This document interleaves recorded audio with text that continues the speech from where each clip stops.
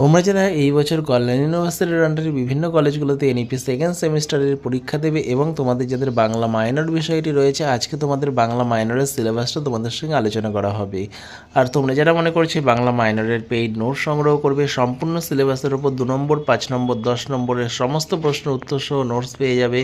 তো সেক্ষেত্রে তোমরা স্ক্রিনে দেওয়া নম্বরে 150 টাকা পেমেন্ট করে হোয়াটসঅ্যাপে তার স্ক্রিনশট পাঠাও, তোমাদের সম্পূর্ণ নোটটি পাঠিয়ে দেওয়া হবে উত্তর সহ। তো দেখো, তোমাদের যেটা বাংলা মাইনরের সিলেবাস রয়েছে সেটা হচ্ছে বাংলা সাহিত্যের ইতিহাস, প্রাচীন ও মধ্যযুগ ও ভাষাতত্ত্ব। এখানে তোমাদের ইউনিট 1 থেকে পড়তে হবে চর্যাপদ, শ্রীকৃষ্ণ কীর্তন, বৈষ্ণব পদাবলী, যেখানে তোমাদের চণ্ডীদাস, বিদ্যাপতি, জ্ঞানদাস, গোবিন্দ দাস রয়েছে। ইউনিট 2 এ তোমাদের পড়তে হবে অনুবাদ সাহিত্য, যেখানে কৃত্তিবাসী রামায়ণ ও কাশিদাসী মহাভারত, চৈতন্য জীবনী সাহিত্য থেকে চৈতন্য ভাগবত, শ্রী শ্রী চৈতন্য চরিতামৃত।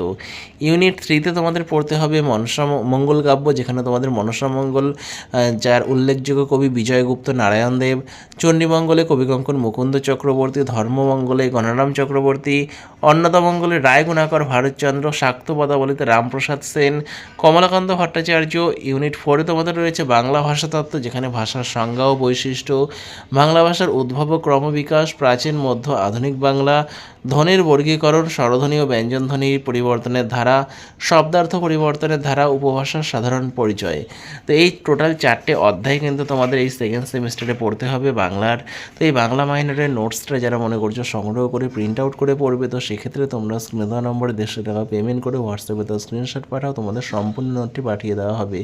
এছাড়াও অন্যান্য major minor SSC, MDC, VSC পেপারের জন্য তোমরা স্ক্রিনে দেওয়া নম্বরে যোগাযোগ করতে পারো। আর যারা চ্যানেলে নতুন আছে চ্যানেলটা অবশ্যই সাবস্ক্রাইব করে দিও। খুব শীঘ্রই এই প্রশ্ন উত্তর সহ নোটস চ্যানেলে আপলোড করে দেওয়া হবে।